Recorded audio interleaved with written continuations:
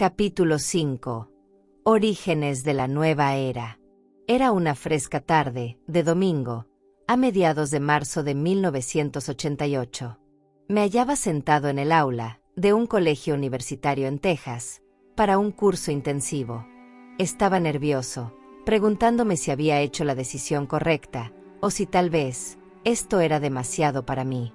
Después de haber estado fuera de las aulas por más de 20 años, comenzaba un programa de doctorado en ministerio, con especialización en administración de iglesia.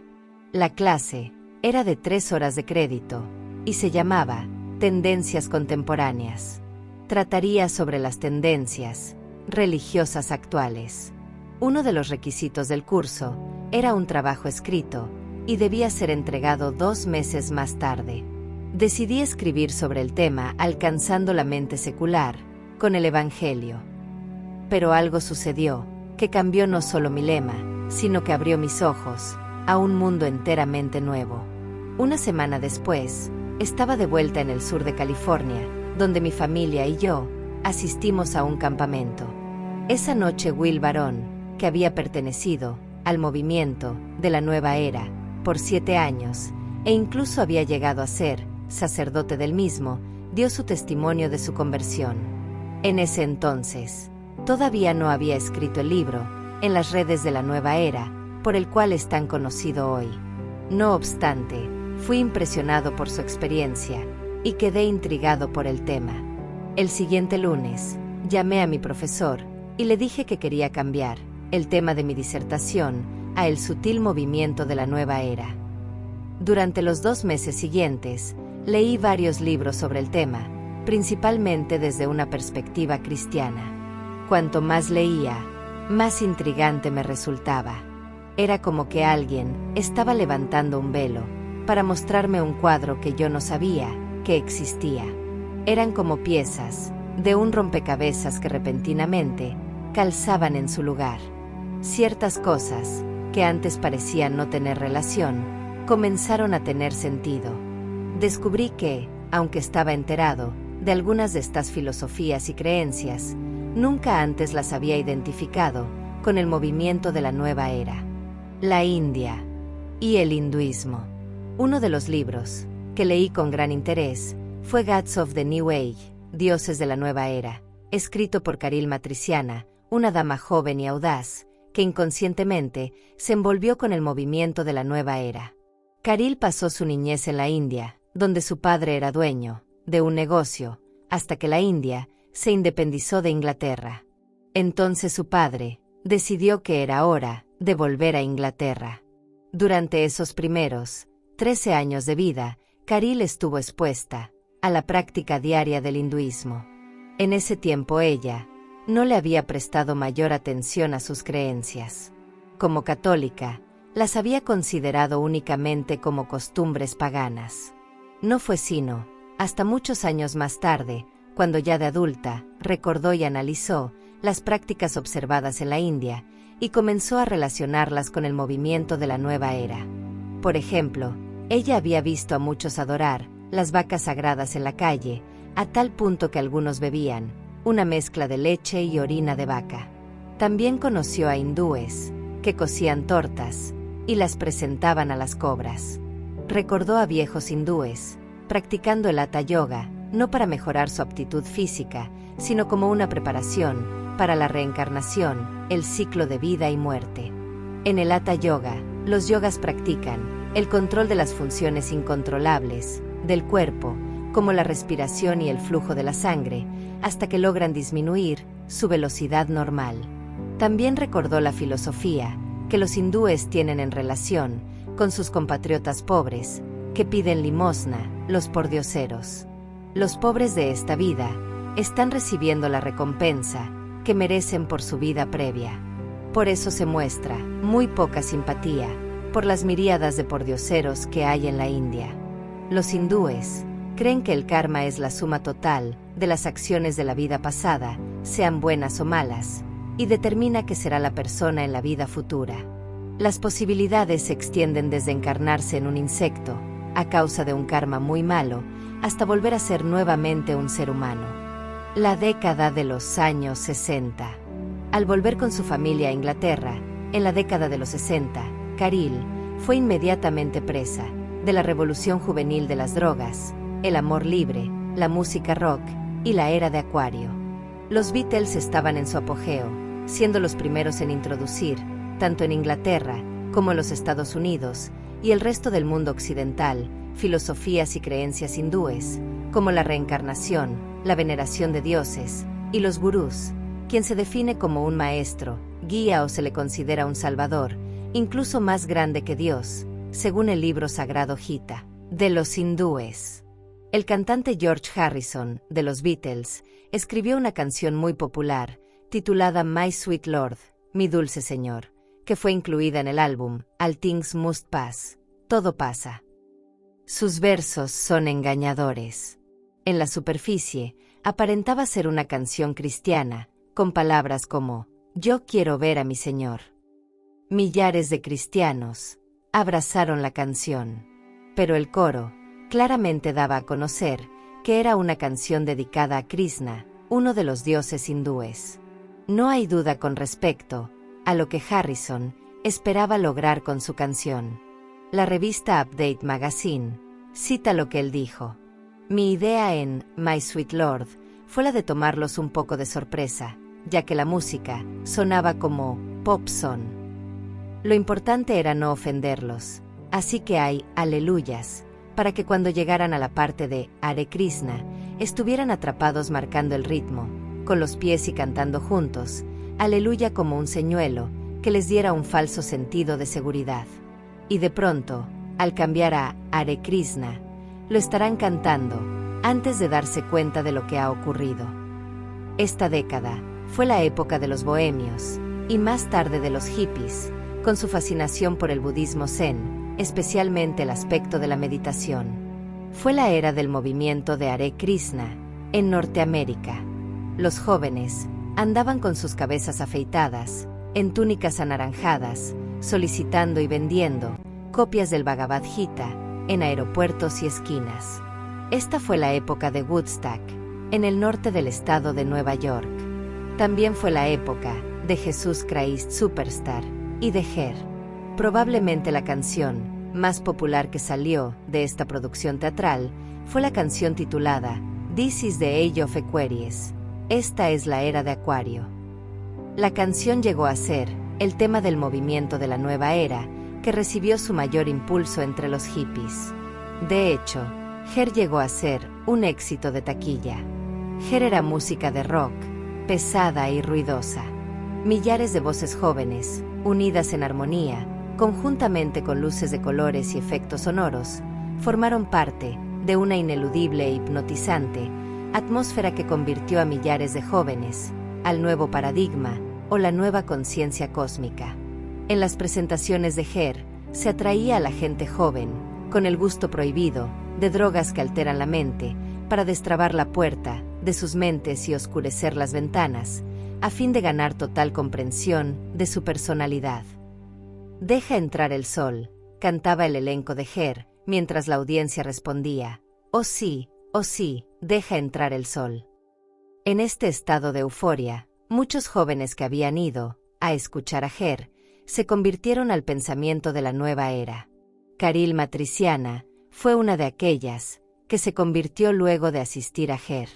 Ella dice, Her colocó el fundamento que preparó al mundo para los principios que sustentan el pensamiento más influyente de hoy en día, el pensamiento de la nueva era.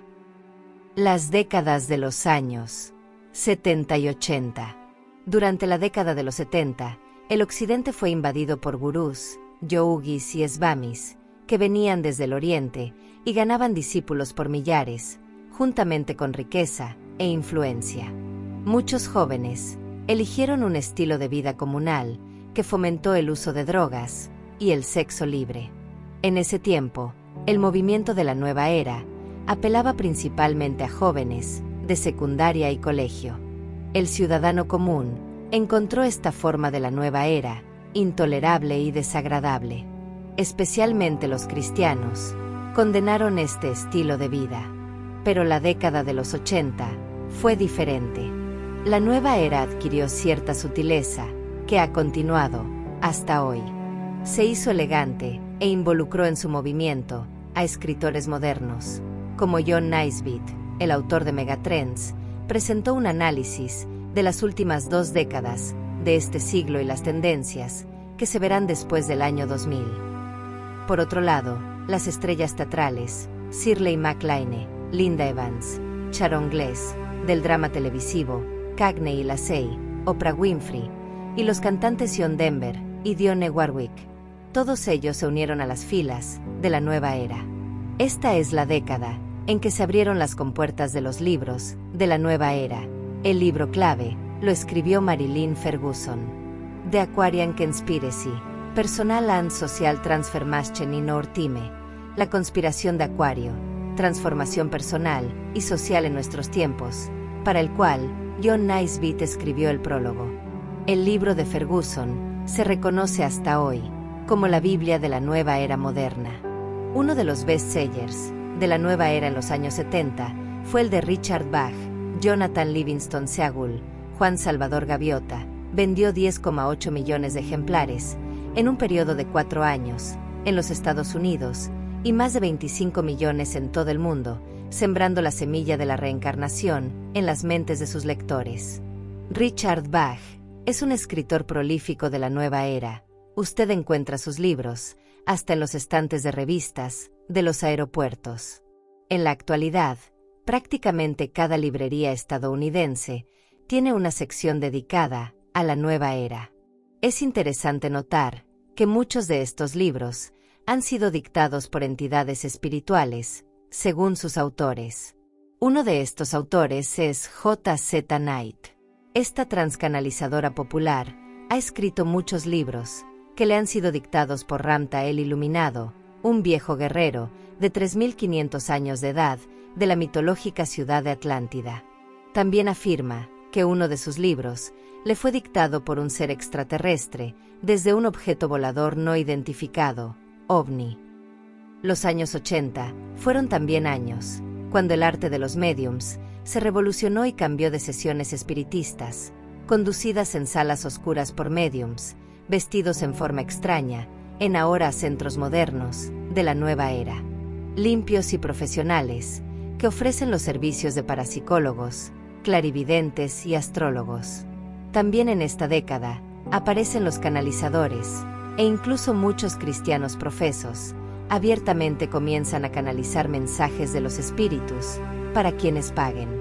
J.Z. Knight, quizá la canalizadora más conocida y por lejos la más adinerada, se convenció de que el practicar la transcanalización para Ramta era el plan de Dios para su vida. Se siente elegida para ser el instrumento de este maestro, magnífico y poderoso, Ramta.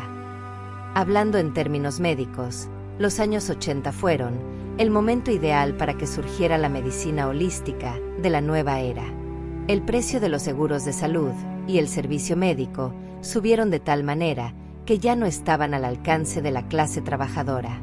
Los doctores tenían tantos pacientes que les quedaba menos tiempo para la atención personal. También fue una época cuando la gente se preocupó por su longevidad y la buena salud. La alternativa de la medicina holística prometía respuestas a todos estos problemas, además de un desarrollo espiritual. Primeras raíces. En los Estados Unidos. Las raíces de la nueva era se remontan mucho más allá de los años 60. Llegan al 1800, a la época del movimiento trascendentalista de los Estados Unidos, a los escritores Henry David Thoreau y Ralph Waldo Emerson, que fueron luminarias del trascendentalismo y que además fueron grandemente influenciados por las filosofías orientales. El espiritismo moderno tuvo un renacer en el siglo pasado, cuando el 31 de marzo de 1848, las hermanas Fox oyeron golpes en la puerta de su hogar, en Hydesville, Nueva York. Este fenómeno también constituye un antecedente importante del movimiento de la nueva era. Otro movimiento del siglo pasado, relacionado con nuestro tema, fue el de la teosofía, que comenzó con la señora Elena Petrovna Blavatsky, de 1831 y 1891. Blavatsky Era una excéntrica, que pertenecía a la nobleza rusa y llegó a los Estados Unidos durante el auge del espiritismo. En 1875, fundó la Sociedad Teosófica de Norteamérica.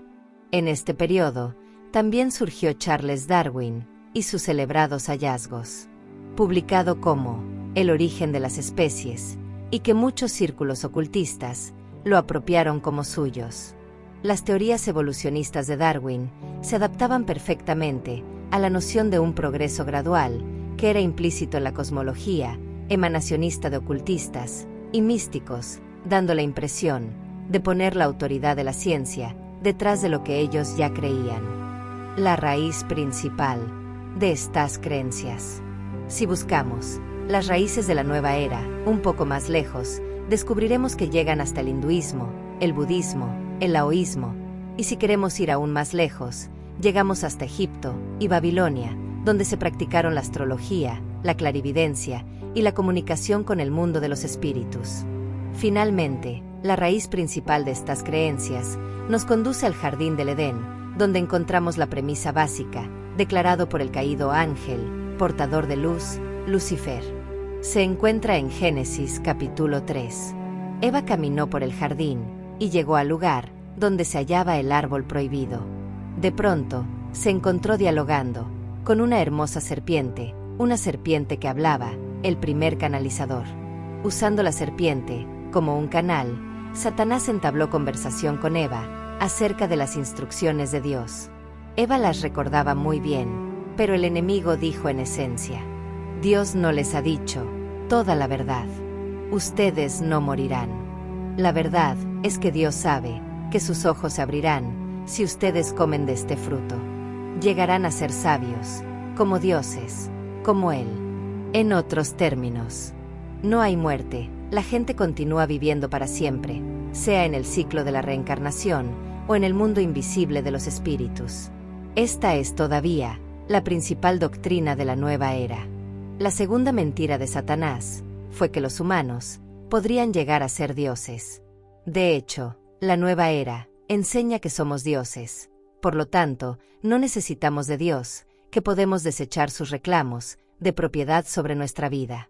Es de extrañar entonces que las ideas de la nueva era apelen al deseo de la gente de gratificación y poder personal.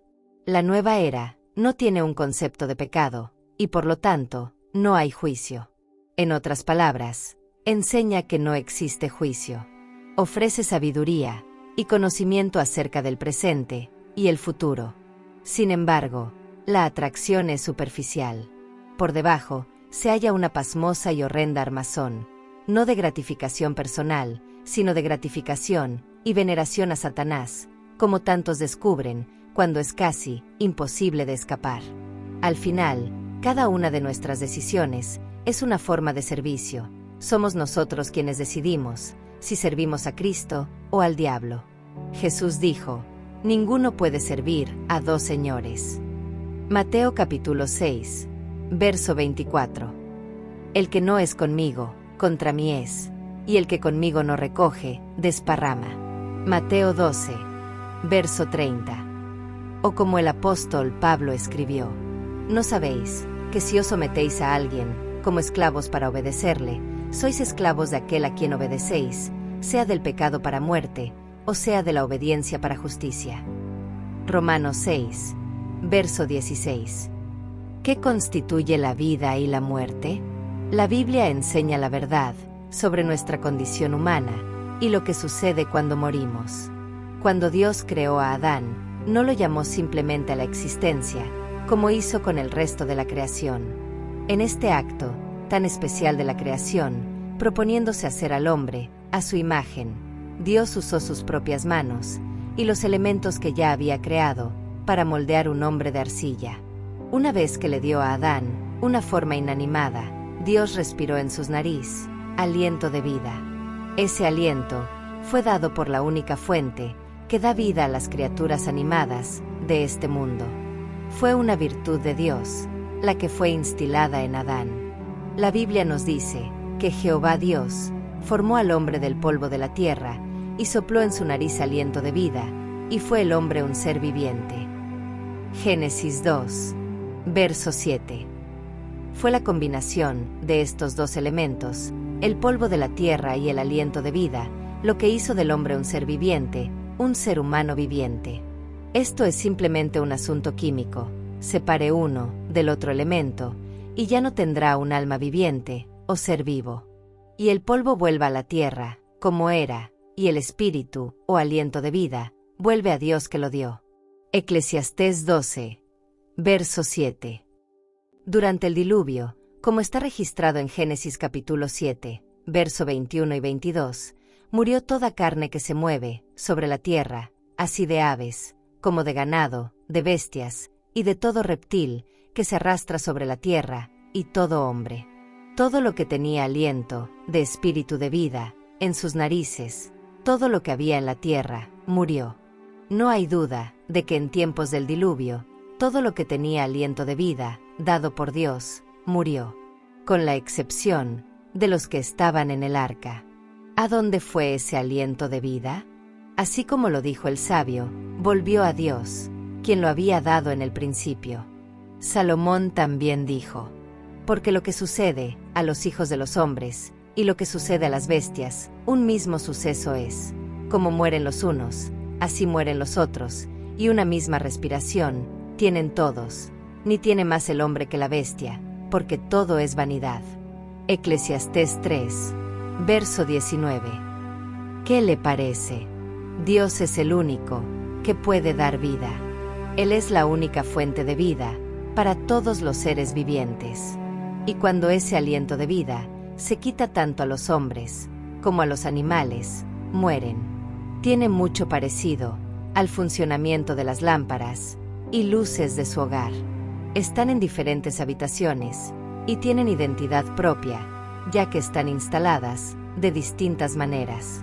Pero una vez que el interruptor se apaga, se desconecta la electricidad, la lámpara, y la luz cesa de existir. Es por eso que Salomón dijo: porque los que viven saben que han de morir, pero los muertos nada saben, ni tienen más paga, porque su memoria es puesta en olvido. También su amor, y su odio, y su envidia fenecieron ya, y nunca más tendrán parte en todo lo que se hace debajo del sol. Por lo tanto, todo lo que te viniere a la mano para hacer, hazlo según tus fuerzas, porque en el Seol, sepulcro, a donde vas, no hay obra, ni trabajo, ni ciencia, ni sabiduría. Eclesiastés capítulo 9, versos 5, 6, 10. Está muy claro, pero ¿qué sucede con los muertos? Nada. Están muertos, y están en sus sepulturas, esperando recibir su paga eterna en el día, cuando Jesús venga por segunda vez, como Rey de Reyes y Señor de Señores. Ve a Apocalipsis 17, verso 14. El Nuevo Testamento enseña que los muertos están esperando el regreso de Cristo. No os maravilléis de esto, porque vendrá la hora cuando todos los que están en los sepulcros oirán su voz, y los que hicieron lo bueno saldrán a resurrección de vida, mas los que hicieron lo malo a resurrección de condenación. Juan 5, verso 28 y 29. La verdad bíblica es sencilla. Hay solo una vida para vivir sobre la tierra, no un ciclo continuo de vidas.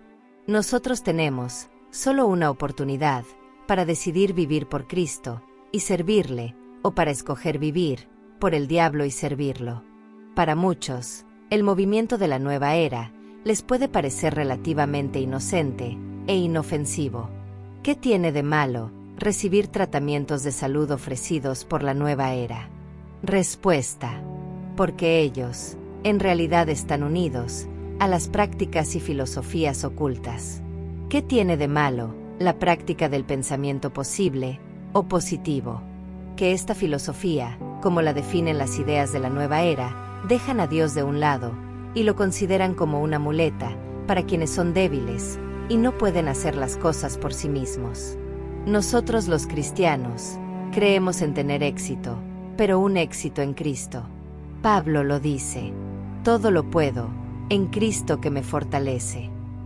Filipenses 4, verso 13. Dios tiene un plan definido para nuestras vidas, y desea que desarrollemos nuestros talentos y dones al máximo para Él.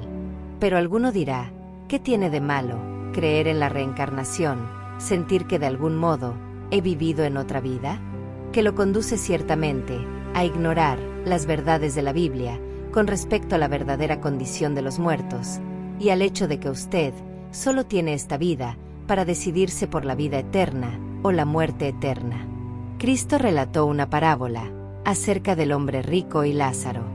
Ve a Lucas, capítulo 16, verso 19 al 31. Muchos dejan de captar el mensaje de esta parábola y piensan que los muertos están conscientes y pueden comunicarse con los vivos.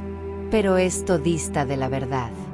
De que ninguna manera es esa la lección de la parábola de Jesús. Lo que Jesús quería enseñar se explica en los 2 versículos siguientes, en los cuales el hombre rico ruega a Abraham que envíe a alguien desde el infierno para advertir a sus 5 hermanos que corrijan sus caminos y escapen del tormento que él está experimentando. Fíjese en la respuesta de Abraham. A Moisés y a los profetas tienen la Biblia, entre paréntesis, óiganlos. Si no oyen a Moisés ni a los profetas, tampoco se persuadirán, aunque alguno se levantare de los muertos. Lucas 16, verso 29, 31. La lección que Jesús quería enseñar era que tenemos solamente esta vida para decidir nuestro destino eterno, y no estamos a ciegas en esta decisión.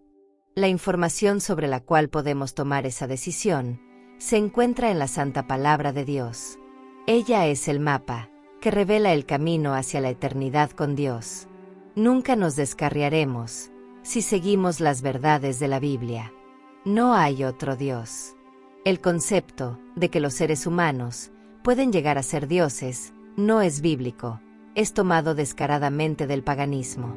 La Biblia nos enseña que somos creación de Dios, hechos únicamente a su imagen, no como dioses, y que debemos servirle con nuestra mente, nuestro corazón, cuerpo y con toda nuestra alma.